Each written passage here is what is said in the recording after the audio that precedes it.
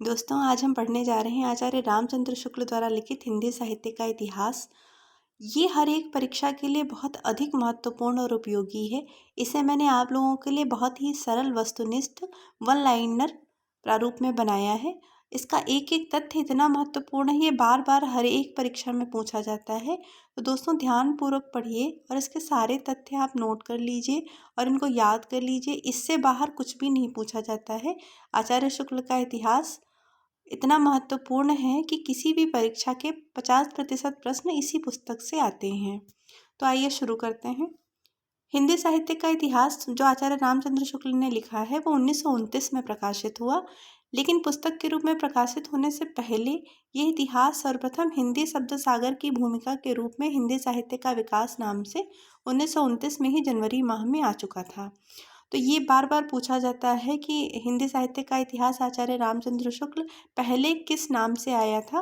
तो ये हिंदी शब्द सागर की भूमिका के रूप में हिंदी साहित्य का विकास नाम से आया था। शिव सिंह सरोज जो शिव सिंह सेंगर का इतिहास ग्रंथ है, साहित्य इतिहास ग्रंथ है, ये 1833 में प्रकाशित हुआ। आचार्य शुक्ल ने इसे कवियों का एक वृत्त संग्रह यानी कवि वृत्त संग्रह नाम दिया है। जॉर्ज ग्रियर्सन का modern vernacular literature of northern Hindustan 1889 में प्रकाशित हुआ है। आचार्य शुक्ल ने इसे बड़ा कविवृत्त संग्रह कहा है। नागरी प्रचारिणी सभा जो काशी की संस्था थी, इसने सरकार की आर्थिक सहायता से सहस्रों हस्तलिखित अज्ञात पुस्तकों की खोज की और इस खोज रिपोर्ट सन 1911 में 8 भागों में प्रस्तुत की। और ये जो खोज रिपोर्ट की सामग्री थी, ये बहुत विस्तृत विशाल थी। इसका प्रयोग करके 1913 में मिश्र बंधु नाम से जाने जाते थे, 3 भाई थे। ये साथ में मिल करके कार्य करते थे। इनका नाम है श्याम बिहारी मिश्र, सुखदेव बिहारी मिश्र और गणेश बिहारी मिश्र।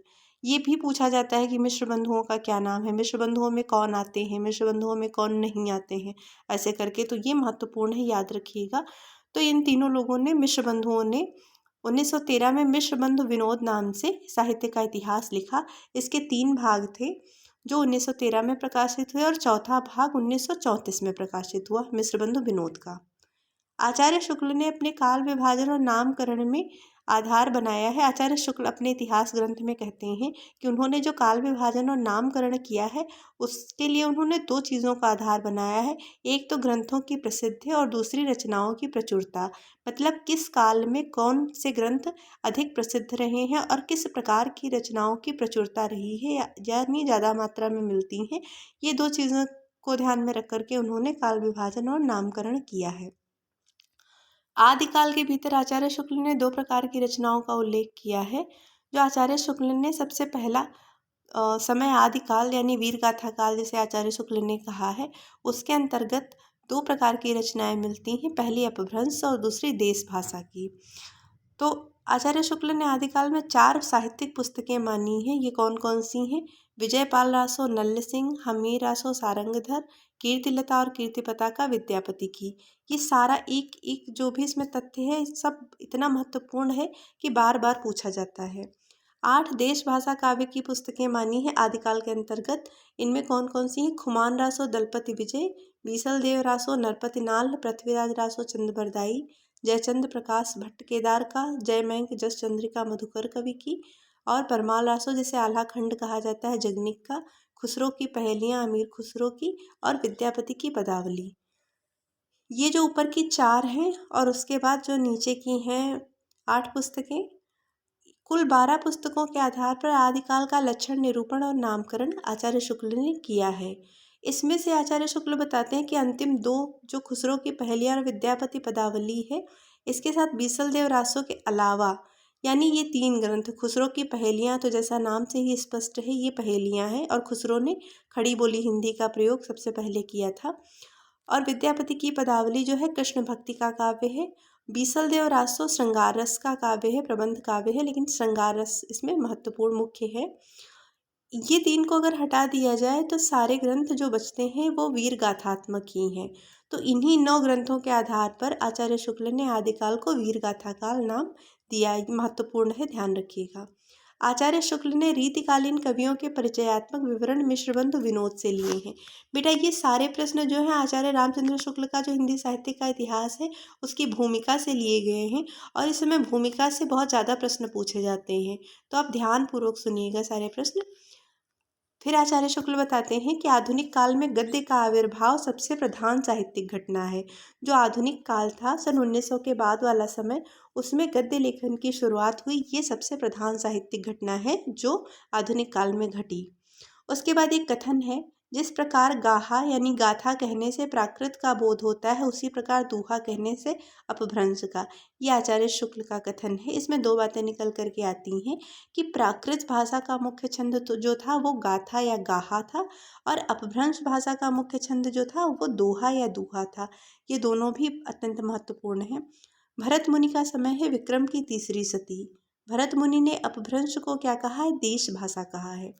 प्राकृत प्रकाश किसकी रचना है? वररुचि की। अपभ्रंश नाम का सबसे पहला उल्लेख कहाँ मिलता है? वल्लभी के राजा धार सेन द्वितीय के शिलालेख में मिलता है। इसमें इन्होंने अपने पिता गुह सेन को संस्कृत, प्राकृत और अपभ्रंश 3 भाषाओं का विद्वान बताया है। तो सबसे पहला जो अपभ्रंश भाषा का नाम है वो यही मिलता है। भामा का समय है, ये संस्कृत काव्य शास्त्र के आचार्य थे। इनका समय है विक्रम की 7वीं सदी। हर्षचरित कृति है वाण की, वाण भट्ट की। अपभ्रंश की रचना सर्वप्रथम हुई विक्रम की 7वीं शताब्दी में। अपभ्रंश को प्राकृताभास हिंदी कहा आचार्य शुक्ल ने। अपभ्रंश को आचार्य शुक्ल ने प्राकृताभास हिंदी कहा है और चंद्रधर शर्मा गुलेरी ने पुरानी हिंदी कहा है। दोनों महत्वपूर्ण हैं। सिद्ध कवि जो हुए, जो आदिकाल में सिद्ध कवि हुए हैं, सिद्ध पंथ के अनुयायी, ये बौद्धों की वज्रयान शाखा से निकले हुए हैं। जो बौद्ध धर्म की वज्रयान शाखा थी यही आगे चल करके सिद्ध संप्रदाय में परिवर्तित हो गई। श्रावकाचार किसकी कृति है? देवसेन की। दब्ब सहाव पयास किसकी कृति है? देवसेन की। आदि पुराण और उत्तर पुराण पुष्पदंत की हैं। वज्रयान संप्रदाय है बौद्ध धर्म का विकृत रूप। बौद्ध धर्म से निकला हुआ है वज्रयान संप्रदाय। इसी में सिद्ध भी हुए हैं, नाथ भी इसी में हुए हैं, लेकिन ये बौद्ध धर्म का विकृत रूप है क्योंकि सिद्धों ने इसके अंदर एक रहस्यवाद का समावेश किया और पंचमकार का सेवन और ये सब चीज़ें जो थी, मांस मदिरा का सेवन और स्त्री को शामिल करके उन्होंने इस धर्म को विकृत रूप प्रदान कर दिया। 84 सिद्ध जो है वज्रयान संप्रदाय में ही हुए हैं। कर्पूर मंजरी कृति है राजशेखर की। बौद्ध गान और दोहा का संपादन किसने किया है? महामहोपाध्याय हरप्रसाद शास्त्री ने। ये बंगला भाषा में है। आचार्य शुक्ल ने त्रिपिटकाचार्य कहा है राहुल सांकृत्यायन को। क्यों कहा है? क्योंकि त्रिपिटक जो है बौद्ध धर्म के पवित्र प्राचीन ग्रंथ हैं और इन्होंने बौद्ध धर्म के ग्रंथों की खोज की है, इसलिए आचार्य शुक्ल ने इनको नाम दे दिया। सबसे पुराने सिद्ध हैं सरहपाद। सरोज वज्र भी इन्हीं का नाम है, सरहपाद का ही। इनका समय है विक्रम संवत 690। एक सिद्ध हुए हैं लुइपा, इनका समय है 830 के आसपास। विरूपा सिद्ध का समय 900 संवत के लगभग है। कंडपा का समय भी 900 के बाद का है। कुक्कुरिपा का समय है 900 के बाद। महासुखवाद का प्रवर्तन हुआ वज्रयान शाखा में। जो सिद्धों की वज्रयान शाखा थी, इसी में जो बौद्धों की वज्रयान शाखा थी, इसी को सिद्ध संप्रदाय ने अपनाया और इसी में महासुखवाद का प्रवर्तन किया। नाथ पंथ की स्थापना की है गुरु गोरखनाथ ने।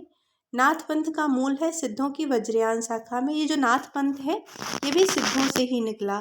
जब सिद्ध संप्रदाय विकृत रूप में आ गया है तो उसमें से गोरखनाथ ने अपना रास्ता अलग कर लिया और उन्होंने नाथ संप्रदाय की स्थापना की। सिद्ध अपनी बानियों की भाषा को कहते थे संध्या भाषा। जो सिद्धों की बानी है, जो उनकी कविताएं हैं, जो उनकी नैतिक शिक्षा परक कविताएं हैं, उनको वो उनकी भाषा को वो संध्या भाषा कहा करते थे। गोरखनाथ जो है वो 84 सिद्धों में भी गिने गए हैं। इसके साथ साथ नाथ संप्रदाय के प्रवर्तक भी माने गए हैं।